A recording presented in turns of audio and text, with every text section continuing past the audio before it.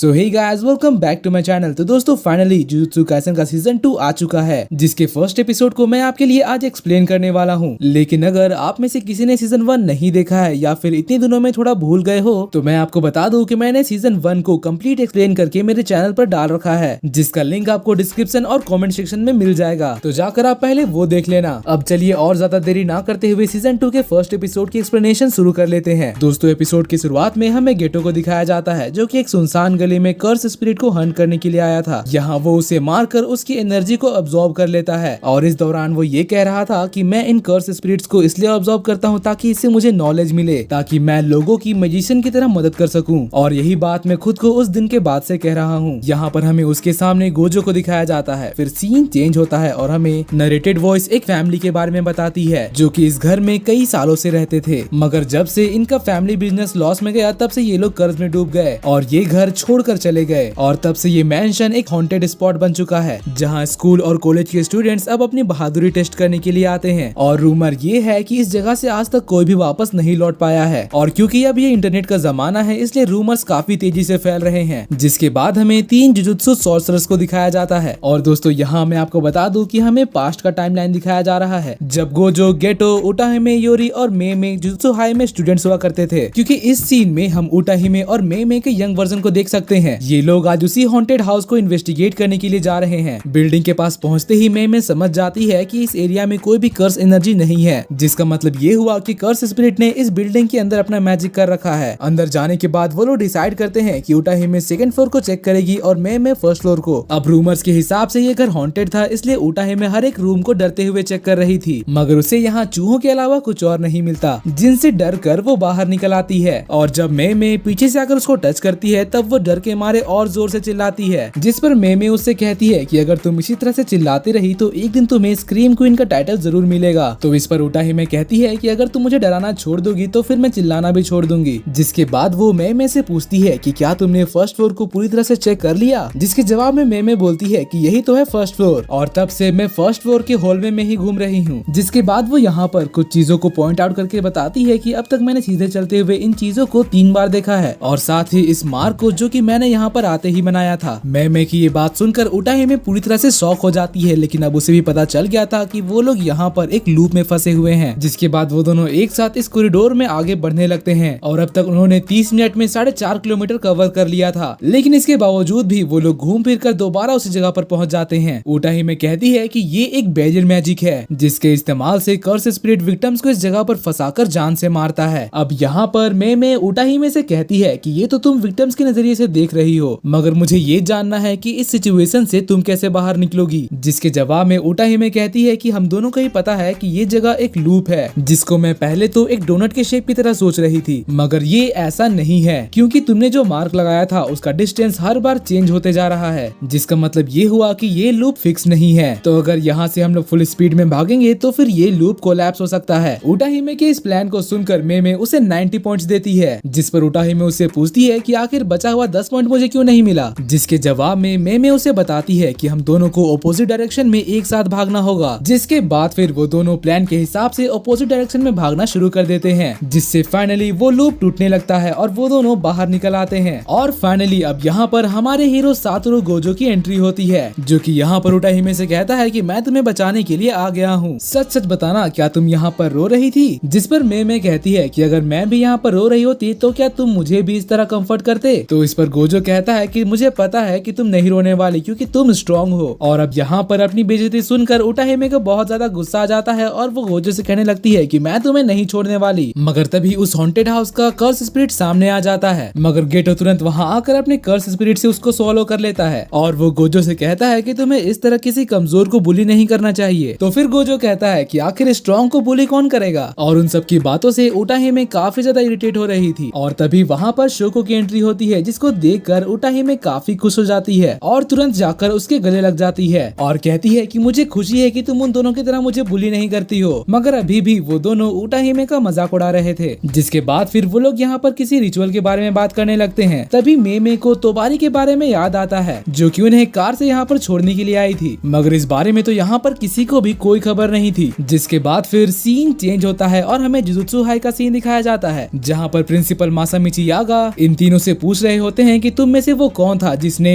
ये सोचा कि वो किसी के भी मिशन में चला जाएगा बिना अपने सुपरवाइजर के परमिशन के, जिस पर वो दोनों गोजो की तरफ इशारा करते हैं और इसके लिए प्रिंसिपल यागा उसे अच्छी तरह से बजाते हैं। जिसके बाद हमें बास्केटबॉल कोर्ट का सीन दिखाया जाता है जहाँ पर गोजो कह रहा होता है कि क्या तुम लोगों को आज इतना आगे जाना चाहिए था, क्योंकि ऐसा तो नहीं है कि मैं पैम्पी के ऊपर लुक डाउन करता हूँ, मगर सच कहूँ तो मुझे ज्यूरी के रूल से काफी ज्यादा प्रॉब्लम है। अब इस पर गेटो कहता है कि एक कर्ज को बनने से सिर्फ एक ही चीज रोक सकती है और वो है इंसानों का अच्छा दिल। दोस्तों यहाँ पर मैं आपको कर्स स्पिरिट्स के बारे में एक छोटा सा रिकैप दे देता हूँ कि वो लोगों के नेगेटिव एनर्जी को खाकर स्ट्रॉन्ग होता है। जिसके बाद गेटो कहता है कि इस चीज को करने के लिए हमें जितने भी इनविजिबल थ्रेट्स हैं उन सभी को विजिबल करना होगा। जिसके जवाब में गोजो उससे कहता है कि हाँ मुझे तुम्हारी बात समझ में आ गई और फिर उससे बॉल लेकर एक बास्केट करता है। जिसके बाद वो कहने लगता है कि मैं कमजोर लोगों के लिए केयरफुल होते होते थक चुका हूँ। जिस पर गेटो कहता है कि हाँ मैं तुम्हारी बात समझ सकता हूँ, मगर लाइफ का यही रूल है, हमें कमजोर को बचाना होता है और स्ट्रॉन्ग को डिस्ट्रॉय करना होता है और यही सोसाइटी का रूल है। अब इस पर गोजो कहता है कि अपनी बड़ी बड़ी बातें करना बंद करो क्योंकि मुझे इससे उल्टी आने लगती है और ये सब कुछ देखकर शो को वहाँ से रफू चक्कर हो जाती है। गोजो के इस बात पर गेटो को गुस्सा आ जाता है और वो गोजो को फाइट के लिए चैलेंज करता है और बाहर आने के लिए कहता है। जिसके जवाब में गोजो उससे कहता है कि क्या तुम्हें अकेले बाहर जाने में डर लगता है जो तुम मुझे अपने साथ बुला रहे हो। तभी यहाँ पर हमें मासामिची यागा की एंट्री दिखाई जाती है जिसको देखकर गोजो और गेटो